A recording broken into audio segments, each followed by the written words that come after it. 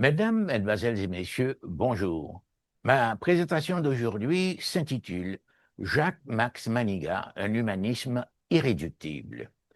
Jacques-Max Maniga est né en Haïti, au Cap-Haïtien, le 29 décembre 1931 et s'est éteint le 23 décembre 2024 à l'âge de 93 ans en Floride, aux États-Unis.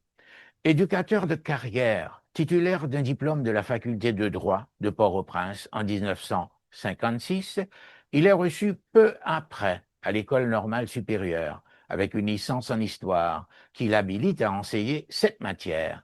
Il initie son professorat au Collège Saint-Pierre à Port-au-Prince de 1961 à 1964, puis il émigre en Afrique, au Zaïre, de 1964 à 1969, durant les années de la présidence de Mobutu, afin d'aider au développement de l'éducation aux Athénées de Kangé, de Boutambo et de Bukavu. L'indépendance du pays, acquise de la Belgique, annonçait le début de l'ère de la décolonisation en Afrique. Rentré à New York, aux États-Unis, il entreprend l'enseignement universitaire qu'il maintient durant 23 longues années à City College, de 1971 à 1994, l'une des meilleures facultés du réseau universitaire municipal de New York. Excellent professeur de Black Studies, il effectue des recherches en littérature africaine, afro-américaine et haïtienne. On ne pouvait s'imaginer un Max Maniga qui aurait ignoré l'héroïsme, les prouesses intellectuelles, les trésors culturels et civilisationnels de l'Afrique noire, les poètes de la négritude en Afrique, aux États-Unis, aux Antilles et en Haïti, un pays qui s'est élevé parmi les premiers champions de la décolonisation dans le Nouveau Monde. L'enseignement universitaire de Max a dû être une énorme entreprise innovatrice de conceptualisation, de promotion et de dissémination. Ce cycle d'études devait décrire et apprendre à de nombreux étudiants l'extrême violence et l'incroyable étendue géographique et chronologique du traumatisme historique qu'avait causé le viol du Nouveau Monde, la destruction de la civilisation des natifs d'Amérique, d'Afrique et le procès anthropologique permanent intenté à Haïti en particulier et au monde noir barbare en général. Pour pouvoir réussir cet immense éclairage ou cette courageuse démystification, il fallait créer une stratégie de réplique, instrumentaliser une littérature de combat qui offrirait l'exploration de certaines œuvres inoubliables. Par exemple, les études de Frédéric Douglass, W.E.B. Du Bois, Allen Locke, Langston Hughes, Richard Wright, Arna Bontemps, Gwendolyn Brooks, Léopold Sédar Senghor, Aimé Césaire, Frantz Fanon, Édouard Glissant, Anténor Firmin, Price Mouse, Jacques Roumain, Jacques Stéphane Alexis et les poètes sentinelles de cette ère et de la nôtre, Haïti.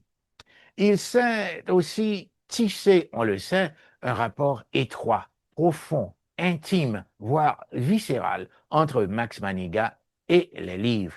C'est que tout ce rapprochement irréductible s'accomplissait à la suite d'une constante stratégie multiple et variée. D'abord par l'édification d'une entreprise, The Haitian Book Center, une librairie consacrée aux livres haïtiens avec commande en ligne, à l'instar des services actuels d'Amazon. Et c'était avec beaucoup de plaisir que Max annonçait l'arrivée des livres commandés. On s'empressait de lui rendre visite et surtout d'arriver à l'heure. Il détestait le retard, même de ses meilleurs amis, et rejetait tous les motifs qu'on pourrait évoquer pour le justifier. Max et ses copains organisaient plusieurs journées du livre ou de vente signature collective chaque année. Je me rappelle que je ne voulais pas rater la première journée du livre à laquelle j'étais invité. J'ai dû faire le trajet de Brooklyn à Queens en conduisant un camion, un véritable poids lourd. Cela m'avait pris 1 heure et 20 minutes pour arriver à Queens. Mais c'était aussi ce même jour que malheureusement, je devais déménager de Brooklyn à Long Island. Deux exploits que j'ai fini par accomplir avec une angoisse indescriptible. Je ne pouvais oublier la mauvaise foi et l'agressivité des flics sur l'autoroute et surtout dans des régions de New York où nous sommes minoritaires. Max avait réussi à construire un véritable pont culturel à New York, exploit qu'il aura aussi réalisé en Floride plus tard. La passion pour le livre se traduisait aussi chez lui par une nombreuse et constante publication d'ordre bibliographique au début. Haïtiana, 1971-1975, publié à Montréal en 1981. Haïtiana, de 1991 à 1995, publié à Montréal en 1997. Haïtiana de 1986 à 2000, publié à Port-au-Prince en 2003. Leaders of Haiti de 1804 à 2001, publié à Coconut Creek en Floride en 2005. Mots créoles du nord d'Haïti, origine, histoire, souvenir, publié par Éducavision en 2006 en Floride. Patamouche, étymologie, littérature, reportage, publié par Éducavision en 2007 en Floride. Cap-Haïtien, excursion dans le temps, voix capoise de la diaspora, une étude collective publiée sous sa direction par Éducavision en 2008 en Floride. Proverbe créole haïtien du 19e siècle, transcription moderne, traduction française, annotation créole, française, publiée par Éducavision en Floride en 2009. Sagesse haïtienne, ancien proverbe créole, inspiration pour la vie moderne, publié par Éducavision en Floride en 2010. Le joyau de la cuisine capoise, la noix cajou, publié par Éducavision en Floride en 2011. Proverbe haïtien, proverbe africain, petit ak papa, publié par Éducavision en Floride en 2011. Collaboration à la page créole, Tigout Patigout, de l'hebdomadaire Haïti en marche. Collaboration de plusieurs années au magazine new-yorkais trimestriel Reflet, dont je suis devenu plus tard le président. Eh bien, je dois dire que j'ai beaucoup aimé certaines œuvres du professeur Maniga, particulièrement les études consacrées à la bibliographie pendant de longues années, voire des décennies. Je me rappelle le vif plaisir que j'ai ressenti en y relevant mon nom et mes premières publications de ces listes. J'ai certainement apprécié les études de gastronomie qui me faisaient venir l'eau à la bouche. Et je dois dire que j'ai même pensé à la théorie et à l'extraordinaire expérience d'Ivan Petrovitch Pavlov, qui a vécu de 1849 à 1936, scientiste russe, auteur de travaux sur la digestion et la sécrétion psychique, qui avait ainsi découvert les réflexes conditionnés, qui a gagné le prix Nobel en 1904. Cependant, malgré ces grands moments jouissifs que le lectorat obtenait de ses études, moi, particulièrement, j'ai préféré ces livres sur l'histoire de notre pays.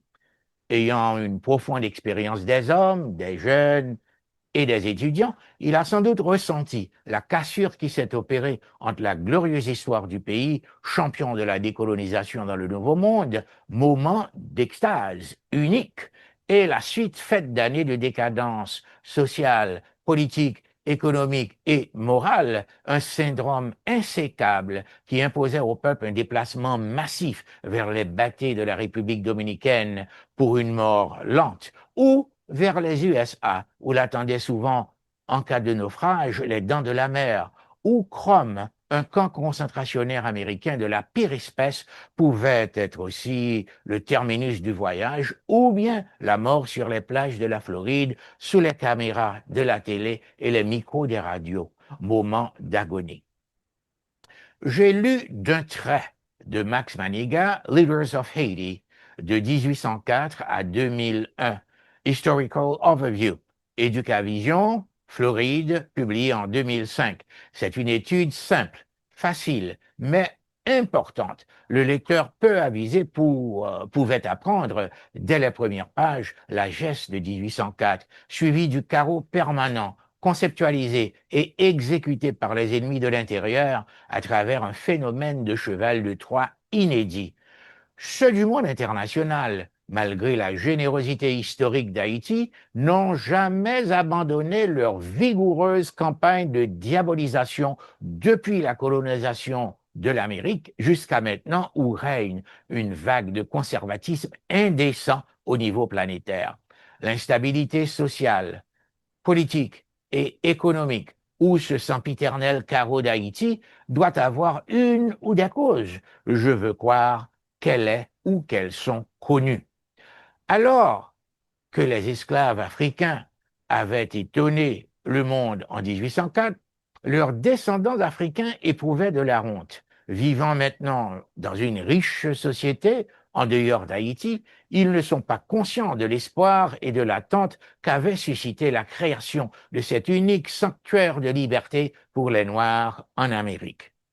Cette désespérante situation risque d'oblitérer la gloire du passé de l'île. L'objet de cette étude sert à rappeler l'énergie et la résilience de cette terre qui ont émergé à une époque où créer de rien, ou ex nihilo, un État-nation noir dans un monde hostile se révélait un très grand défi. Cette longue et difficile expérience aurait dû servir de modèle à former le présent, mais la longue marche continue. Fin de citation. Leaders of Haiti, 2005, quatrième de couverture, ça c'est ma traduction. François-Dominique Toussaint, qui a vécu du 20 mai 1743 jusqu'au mois d'avril, le 7 avril 1803, a joué un rôle de leadership incomparable au cours de la révolution de 1804 en Haïti, malgré sa mort survenue en avril 1803 dans les cachots de Fort-le-Joux en France. S'il avait été nommé lieutenant-gouverneur de Saint-Domingue par Lavaux, son chef hiérarchique, en 1799, il a pu prendre les rênes du pouvoir dans la colonie afin de pouvoir réaliser l'autonomie en créant ses propres lois et une constitution.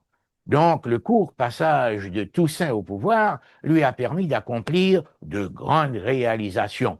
Mais cela a surtout prouvé qu'il était en avance sur son temps. Ce concept d'État associé qu'il voulait mettre en pratique avec la France n'aurait jamais réussi. En face de cette proposition de génie, on n'aurait perçu que de l'arrogance d'un ancien esclave noir. Mais l'agriculture avait progressé, le commerce et l'exportation ravivaient, des écoles ont été créées, des traités signés avec l'Angleterre et les représentants des États-Unis, et l'esclavage a été aboli dans la partie de l'Est de Saint-Domingue. Toussaint, il s'est révélé le plus important leader de l'île à s'engager dans la lutte pour la liberté de la colonie. Fin de citation tirée de Leaders of Haiti à la page 9, et ceci, bien sûr, c'est ma traduction.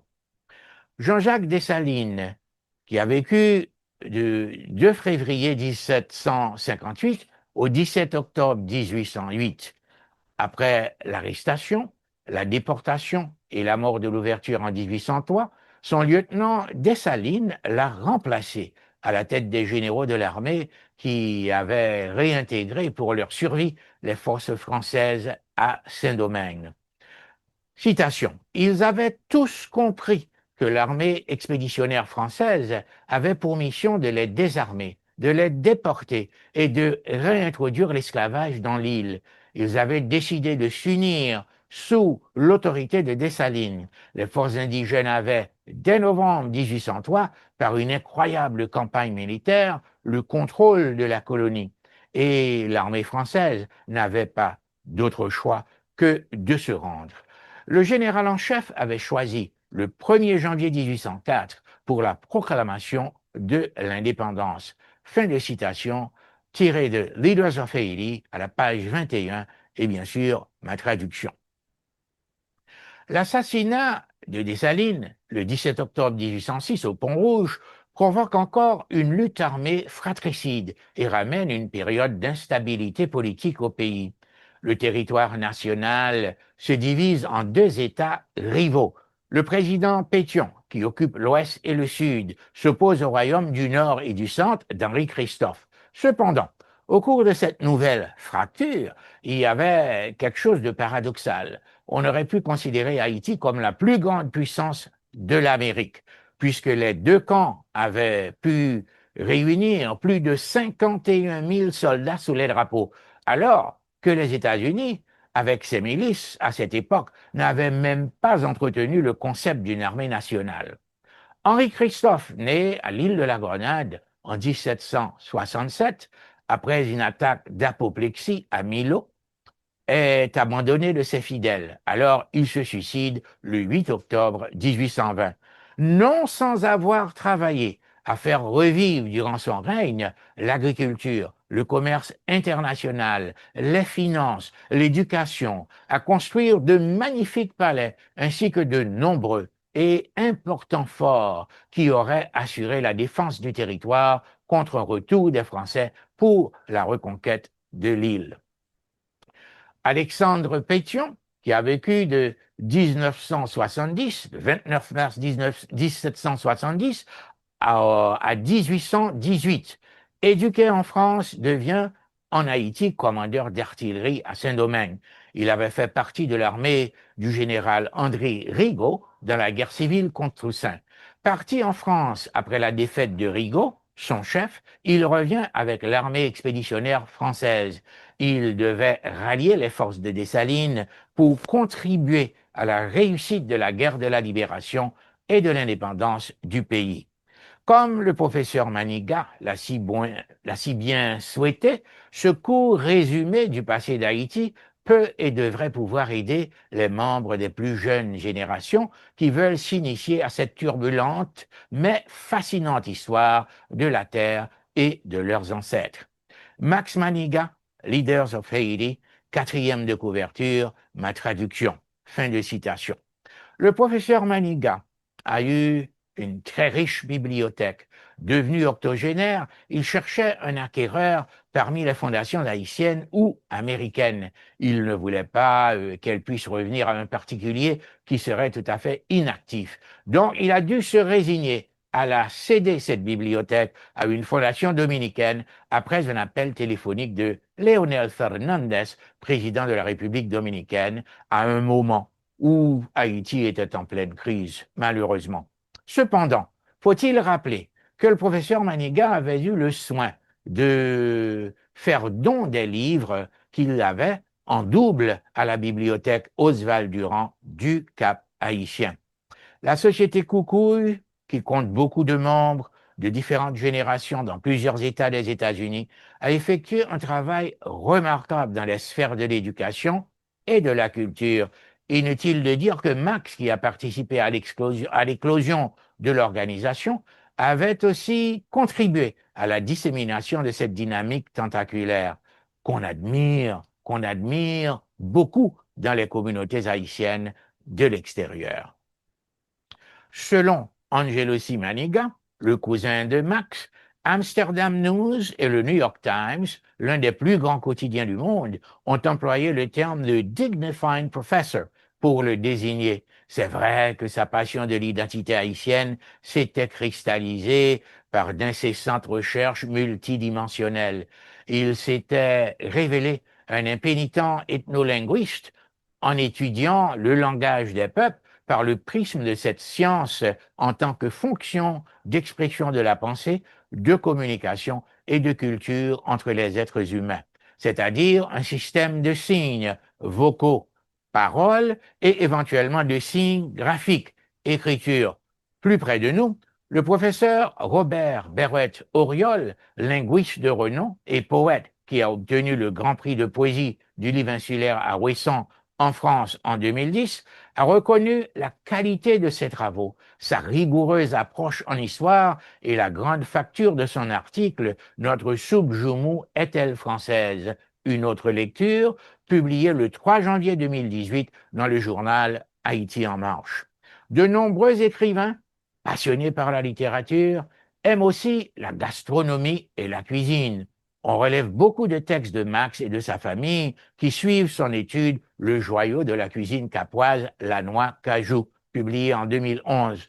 Même s'il est demeuré modeste en affirmant que la cuisine capoise ne différait pas beaucoup de la cuisine haïtienne en général, il s'est attaché néanmoins à en dégager ses spécialités avec des articles tels que Manger au Cap Haïtien en 1950 et 1960, Viande de bœuf et touloulou aux choux caraïbes, la cuisine de Margot, venue de sa sœur. Il n'y avait qu'à mentionner le mot noix pour qu'immédiatement l'esprit se tourna vers le Cap. Cela ne m'a pas étonné quand j'ai appris que Max avait décrit durant ces années au Zaïre la gastronomie du pays dans ses moindres détails. Il a peut-être voulu en faire autant concernant la cuisine de la région de l'Artibonite et d'autres départements du pays. Mais cela me rappelle aussi la passion de Jacques-Stéphane Alexis pour la cuisine. Ghislaine Charlier, dans Alexis tel que je l'ai connu, dans un chapitre de À la rencontre de Jacques Alexis, qui a été publié par AFC en 2022 sous ma direction, elle nous a confié que le grand romancier était un fin gourmet et un excellent cuisinier. Quand il arrivait chez elle, il donnait congé à la cuisinière, qui refusait toujours de partir pour pouvoir assister à l'œuvre du maître. Le scoutisme de Kasega, auquel Max a participé, a réalisé beaucoup de conquêtes utiles d'ordre éducatif, social et professionnel. C'était d'abord une école correctrice de certaines sociabilités qui a enseigné aux jeunes les valeurs de la solidarité, de l'entraide, du respect de l'autre et de soi. Même les adolescents qui n'étaient pas isolés en société pouvaient en bénéficier par la formation de leur caractère, la construction de leur personnalité, en accomplissant un développement physique, mental et spirituel remarquable. C'est que le scoutisme conduit à l'épanouissement de l'individu, à la responsabilisation du citoyen dans sa communauté. C'est d'abord et surtout de la part des jeunes un engagement à suivre, une méthode d'éducation chrétienne et civique visant à créer un monde meilleur pour autrui et pour eux-mêmes, qui emploie les caractéristiques d'un humanisme inclusif mais incontestable. Démarche d'engagement libérateur et rassembleur qui sait réunir des gens aussi incompatibles que possible. Je n'ai pas voulu le croire lorsque j'ai entendu pour la première fois des lèvres d'Anthony Phelps que Max Maniga avait ardemment travaillé à réunir le fameux groupe des mages impérissables d'Haïti littéraire, Réginald Crossley, Denis Villard, René Philoptèque, Roland Morisseau et Serge Le Gailleur. Je pose une question. Pourquoi Jacques-Max Maniga suscite-t-il autant d'intérêt? Eh bien, c'est parce qu'il s'est révélé un véritable humaniste qui a toujours manifesté le souci de veiller pensivement à ce que l'homme soit humain et non inhumain, et à ce qu'il reçoive un traitement de générosité et de compréhension dans un contexte moderne qui promeut l'acceptation de l'autre plutôt que son rejet. L'humanisme, cet idéal philosophique issu de l'Antiquité, a traversé les siècles en travaillant pour l'émergence de la tolérance, la liberté et l'amour de l'humanité. C'est un nouveau regard né d'un grand appétit de savoir. S'il a mis l'homme au cœur de toutes les préoccupations, il a aussi fait de lui la mesure de toute chose. Même la religiosité qui s'était engagée dans ce débat avec outrance a fini par prendre une tonalité laïque. L'homme est pensé et envisagé dans une visée universaliste et placé au centre de la pensée de la société et du monde. Mes remerciements à Madame Sylvie Aubat-Michel, Monsieur Angelosi Maniga, Monsieur Philippe Jean-François et Monsieur Silvio Fasci de leur généreuse contribution. Je vous en remercie.